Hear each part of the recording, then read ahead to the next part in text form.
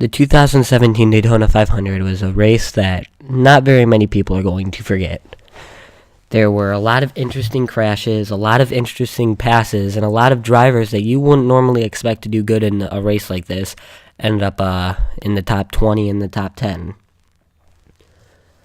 But the overall finish left me feeling so disappointed. So very disappointed.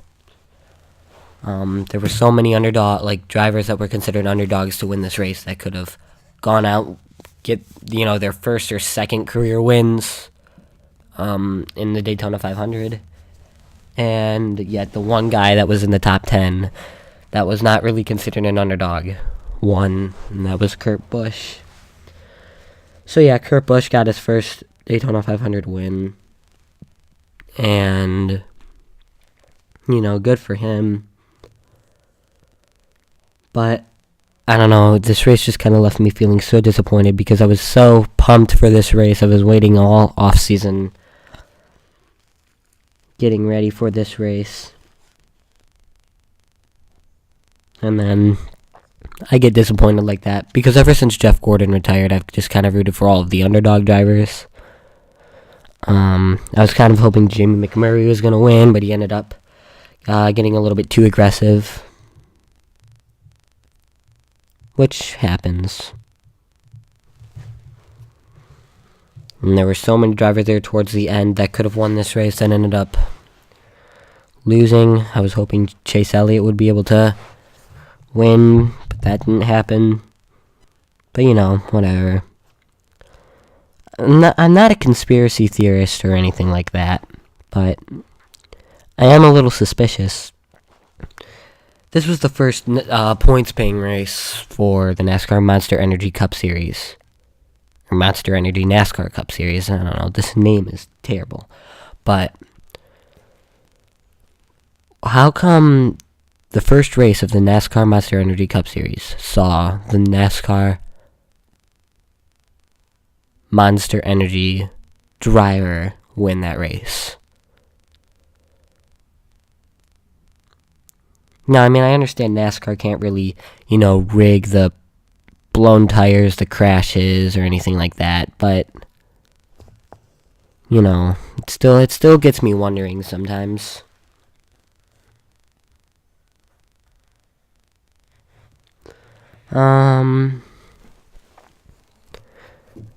So, a lot of drivers were taken out in that race, and this whole 5-minute thing is ridiculous, I think, because it would have left so many more drivers in contention to win that race if it wasn't for that.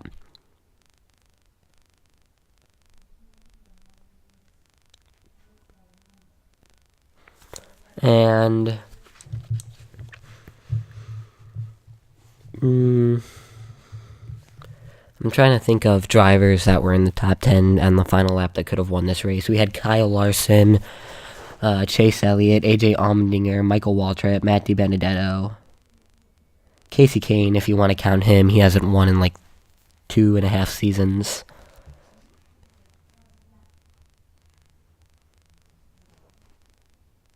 Just a lot of guys that I would have killed to see win this race. So it left me feeling very disappointed and empty. But, this is the first race of the season. There's still 35 more races left, plus, I think, the All-Star race.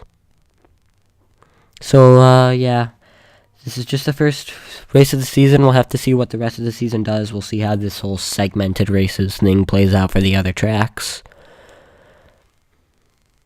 And we'll go from there. So this has just been my little review on the Daytona 500. Overall, I thought the racing was good. A lot of cool crashes, a lot of lead changes, a lot of underdog guys doing well. But, ended up being disappointed at the end. So, yeah. We'll see what the rest of the season has planned out, and, I don't know when I'm going to be uploading a new video. I'm trying to make a wider variety of videos because a lot of my videos recently has been about NASCAR.